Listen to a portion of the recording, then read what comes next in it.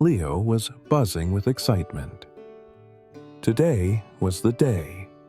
He was finally going to fly on an airplane for the very first time. His family was heading to a tropical island for vacation, and Leo couldn't wait to see what flying felt like. At the airport, everything was new and fascinating. The big screens showing flight times, the long lines at security, and the sound of suitcases rolling across the floor, it all felt like an adventure. "Wow, this place is huge," Leo exclaimed as he held onto his mother's hand tightly.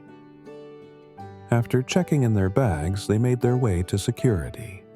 Leo watched in amazement as people placed their bags on a moving belt and walked through a scanner. "It's like a secret spy mission," he whispered to his dad, who chuckled. When they finally reached the boarding gate, Leo pressed his face against the window. "Look at the planes. They're so big," he gasped. He watched as workers loaded luggage onto the aircraft and as pilots waved from the cockpit. Finally, it was time to board. Leo walked down the jet bridge, gripping his ticket tightly. As he stepped inside the plane, he took a deep breath. "Whoa! It smells like new books in here," he giggled. He found his seat by the window, and as the plane began to move, his heart pounded with excitement. The flight attendant explained the safety rules, and soon the plane started speeding down the runway.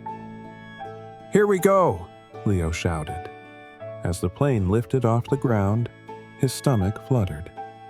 "We're flying! We're really flying!" he cheered. He pressed his face against the window, watching as the buildings below became tiny dots. During the flight, Leo explored all the cool things on the airplane. He pressed the call button by accident and blushed when the flight attendant came over. He tried the snacks, played with the tray table, and even visited the tiny bathroom. "It's like a little spaceship," he said in amazement. The captain's voice suddenly came over the speakers. "Ladies and gentlemen, we have a special young passenger on board today. Leo, we hope you're enjoying your first flight." Leo's eyes widened. "He knows my name," he whispered. His parents smiled as the passengers around him clapped. As the plane began to land, Leo felt a little sad that the adventure was almost over. But when the wheels touched the ground, he cheered, "That was the best thing ever! Can we do it again?" His parents laughed.